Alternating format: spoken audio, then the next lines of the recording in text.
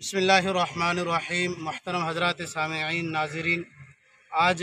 15 अगस्त है और हम लोग दारुल उलूम लतीफ़ी कटिहार बिहार में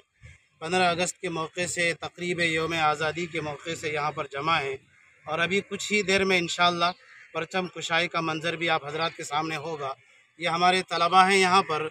हम लोग यहाँ पर जमा हुए हैं। जैसा कि यह हमारा जमहूरी हक़ है, जमहूरी खुशी है। इस मौके से हर जगह, हर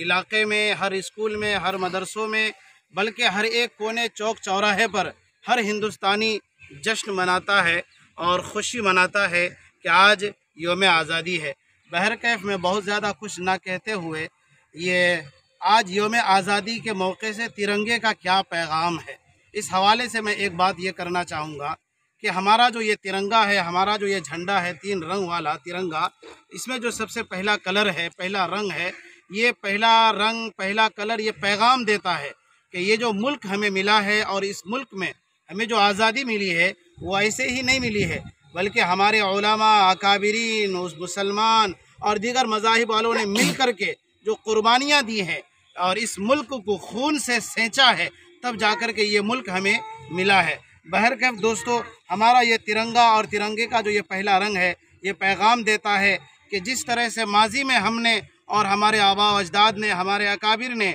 इस मुल्क को सेंचने के लिए, तरक्की देने के लिए, आज़ादी के लिए कुर्बानियाँ दी है, तो तब जाकर के ये मुल्क नीचे का जो वो हरा वाला जो झंडा है, हरा का जो कलर है, ये पैगाम देता है कि सबसे पहले आपको कुर्बानी देनी होगी मुल्क के लिए, आज़ादी के लिए। आपको खून बहाना होगा, पसीना एक कर देना होगा। और फिर बीच वाला जो रंग है, सफ़ेद कलर, ये पैगाम देता है कि हर मुल्क का बाशिंदा, हर शहरी मिल कर के रहें। इसलिए कि सफ़ेद कलर ये बताता है कि आपको कुर्बानी देने के बाद पूरे मुल्क वाले मिल कर के रहें, मोहब्बत के साथ रहें, उख़ुवत के साथ रहें, भाईचारगी के साथ रहें, नफ़रत के माहौल को हरगिज़ गर्म होने ना दिया जाए। और बीच में जो हमारा ये चक्का की तरह है, ये बताता है कि जब तक ये ज़िंदगी हमारी इसी तरह से चलती रहेगी, मोहब्बत के साथ, अमन व अमान के साथ, एक दूसरे के साथ मिल कर के, तब तक हमारा ये तीसरा कलर पैगाम देता है कि ये खुशी और हरियाली आएगी।